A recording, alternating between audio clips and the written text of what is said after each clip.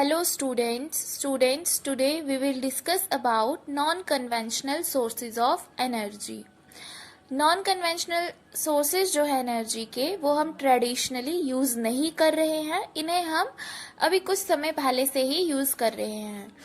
Non conventional sources of energy जो है इन्हें रिन्यूएबल रिसोर्सेज की कैटेगरी में रखा गया है. मीन्स कि ये कभी ख़त्म नहीं होते, जैसे wind energy, solar energy, biogas, nuclear and atomic energy, tidal energy, geothermal energy. ये सब जो है ये non conventional sources of energy हैं. इंडिया में या पूरे वर्ल्ड में जो भी कंजप्शन है एनर्जी का वो काफ़ी बढ़ रहा है, और कंजप्शन इतना ज़्यादा बढ़ रहा है कि हमें बहुत ज़्यादा जो है हम डिपेंड हो गए हैं फॉसिल फ्यूल्स पे, जैसे कोल, ऑयल, गैस. और अब क्या हो रहा है कि इनके प्राइसेस जो हैं ऑयल के या गैस के वो काफ़ी बढ़ रहे हैं, और फ्यूचर में ऐसा हो सकता है कि आने वाले टाइम पे 50-100 सालों में ये खत्म हो जाए. तो इन सब चीज़ों को देखते हुए ये सोचा गया कि हमें कोई दूसरा तरीका अपनाना होगा ताकि हम एनर्जी को यूज़ कर सके, आसानी से जो एनर्जी जो है वो हमें मिल सके, हम उसे यूज़ कर सके और ज़रूरतों को पूरा कर सके, और साथ ही फ्यूचर को भी सिक्योर कर सके. फॉसिल फ्यूल्स की वजह से बहुत सी प्रॉब्लम्स जो है इन्वायरमेंट में होती हैं, जैसे ग्लोबल वार्मिंग, पोल्यूशन, और इसके साथ साथ अगर हम नॉन कन्वेंशनल सोर्सेज को देखें तो वहाँ ऐसी कोई इन्वायरमेंटल प्रॉब्लम्स जो है वो देखने को नहीं मिलती, जैसे solar energy, wind energy, tidal energy, biomass energy जो है, जो वेस्ट मटेरियल से एनर्जी हम प्रोड्यूस करते हैं उससे इन्वायरमेंट को कोई नुकसान नहीं होता है. इंडिया काफ़ी ज़्यादा ब्लेस्ड है कि सनलाइट, वाटर, विंड, बायोमास सब अच्छी मात्रा में यहाँ प्रेजेंट है. तो अब हम एक एक करके सभी non conventional sources of energy के बारे में पढ़ेंगे. तो सबसे पहले हम बात करते हैं न्यूक्लियर और एटॉमिक एनर्जी की. न्यूक्लियर और atomic energy is obtained from altering the structure of atoms. जो यूरेनियम और थोरियम है, यूरेनियम और थोरियम से जो है न्यूक्लियर एनर्जी जनरेट की जाती है. यूरेनियम और थोरियम जो मिनरल्स हैं इनसे ही न्यूक्लियर एनर्जी प्रोड्यूस की जाती है. इनके एटम्स को, यूरेनियम और थोरियम के एटम्स जो हैं उसके साथ अगर ऑल्ट्रेशन की जाए, मतलब इनके एटम्स के साथ अगर कुछ स्ट्रक्चरल चेंजेस लाए जाए उनमें, तो उससे इलेक्ट्रिसिटी जो है वो प्रोड्यूस हो सकती है, की जाती है.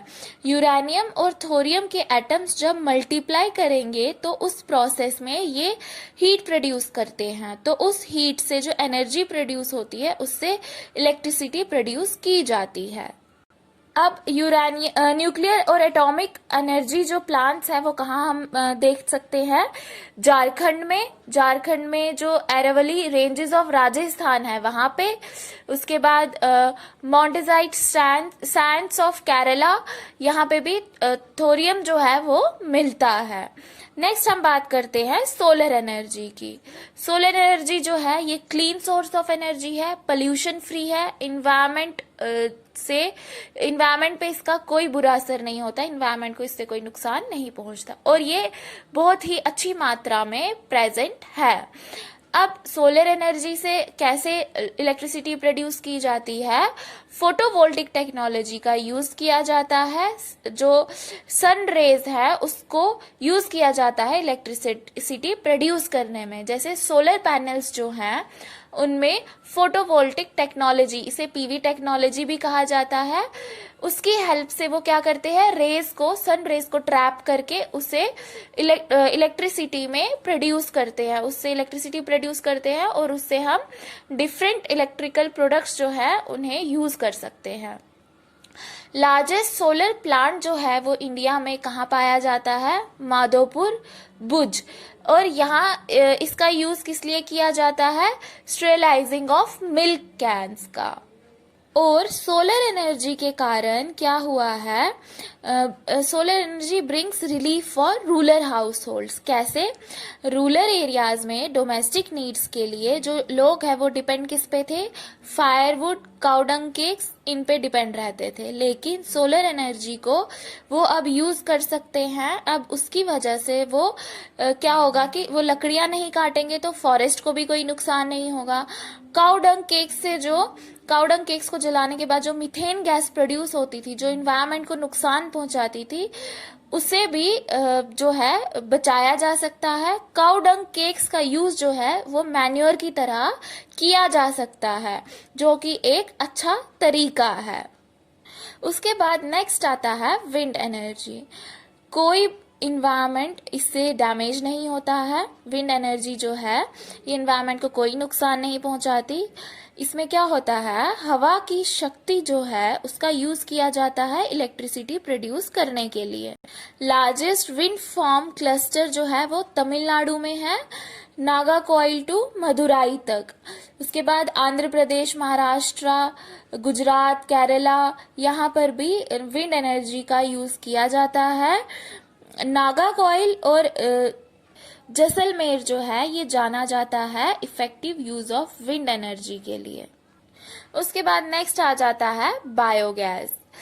Shrubs, farm waste, animals and human waste का यूज करके क्या बनाया जाता है? बायोगैस।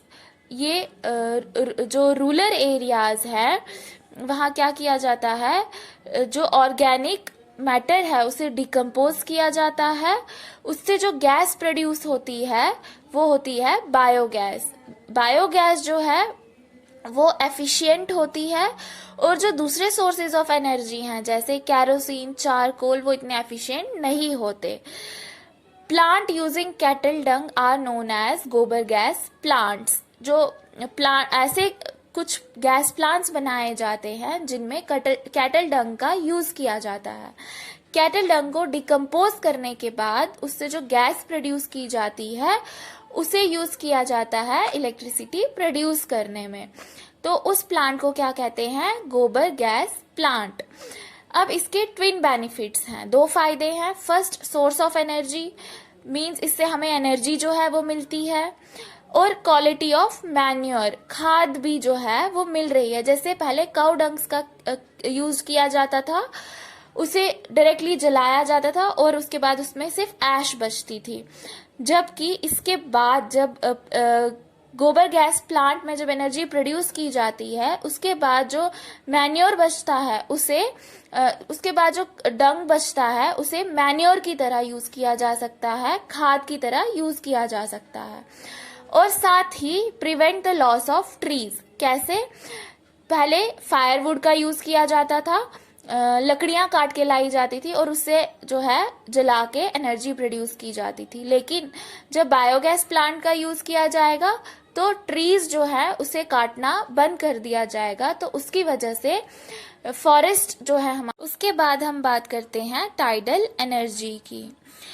ओशन टाइड्स जो हैं, मीन्स समुद्र की जो लहरें हैं, उसे यूज किया जाता है एनर्जी जनरेट करने में। इसके लिए फ्लड गेट डैम्स बनाए जाते हैं समुद्र के किनारे पे, और जब भी हाई टाइड्स आती हैं तो वाटर जो है वो फ्लड गेट डैम्स में आके ट्रैप हो जाता है और फिर गेट्स को बंद कर दिया जाता है, और जो टाइड्स हैं उसे एनर्जी प्रोड्यूस की जाती है।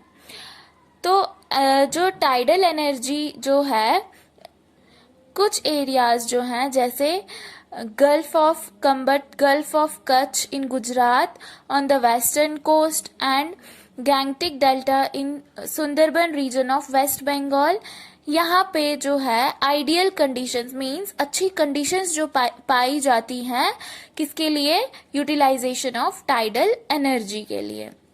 उसके बाद नेक्स्ट आता है जियोथर्मल एनर्जी। अर्थ में जो हीट है उसे यूज करके थर्मल एनर्जी को प्रोड्यूस किया जाता है। जियोथर्मल एनर्जी एग्जिस्ट करती है क्योंकि जो अर्थ है, जैसे जैसे हम डेप्थ में जाएं तो अर्थ जो है वो हॉटर होती जाती है।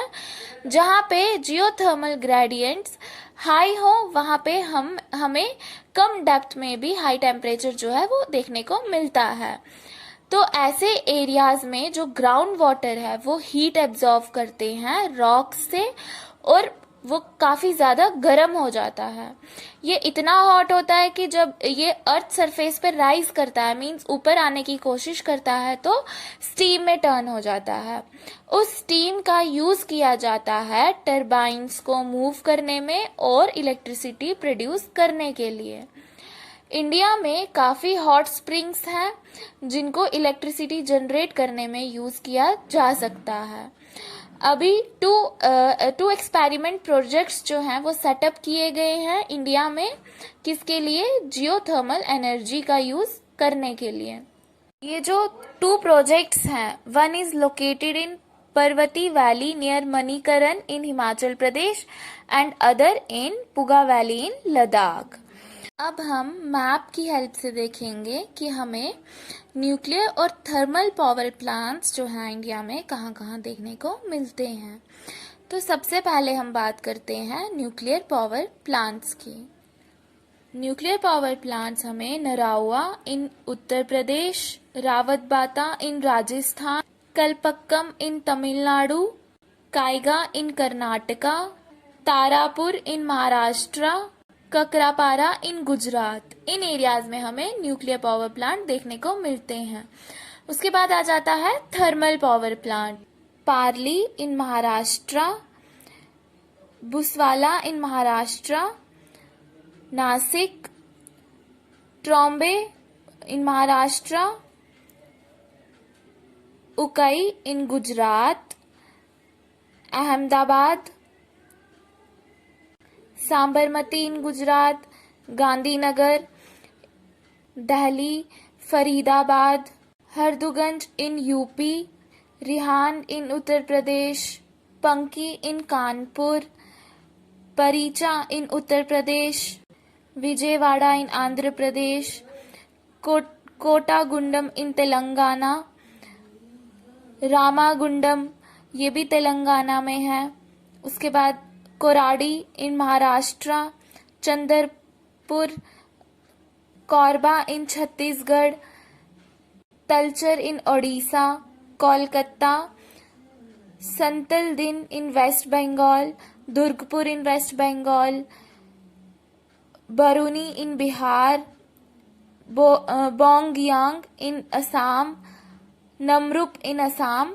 ये जो एरियाज हैं यहाँ पे हमें थर्मल पावर प्लांट्स जो हैं वो देखने को मिलते हैं। उसके बाद हमारा लास्ट टॉपिक आता है कंजर्वेशन ऑफ एनर्जी रिसोर्सेज की। एनर्जी रिसोर्सेज को बचाने की ज़रूरत क्यों है और हम इसे कैसे कंजर्व कर सकते हैं, बचा सकते हैं। एनर्जी बेसिक रिक्वायरमेंट है इकोनॉमिक डेवलपमेंट के लिए।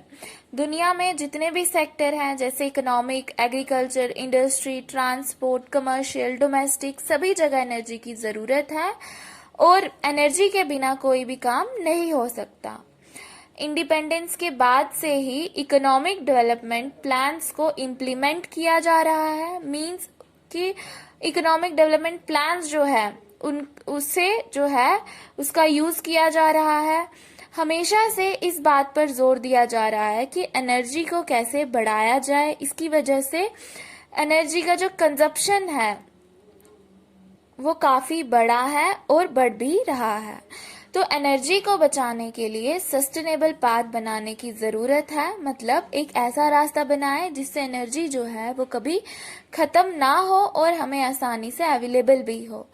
इंडिया इस समय ऐसी कंट्री है जो एनर्जी के लिए फॉसिल फ्यूल्स पे ज़्यादा डिपेंड है। तो हमें कोई ऐसा रास्ता निकालना होगा जिससे जो है फ्यूचर सिक्योर हो सके और एनर्जी एफिशिएंट बन सके हम। क्योंकि फॉसिल फ्यूल्स जो हैं वो आने वाले कुछ सालों में, चाहे 100 साल 50 साल, कभी भी ख़त्म हो सकते हैं। तो हमें एक ऐसा तरीका ढूंढने की ज़रूरत है जिससे हमें एनर्जी जो है वो मिलती रहे और हम उसका यूज़ जो है कर सके। एज अ सिटीजन हम क्या कर सकते हैं, हम पब्लिक ट्रांसपोर्ट सिस्टम को यूज कर सकते हैं अपनी गाड़ियों को यूज करने के बजाय।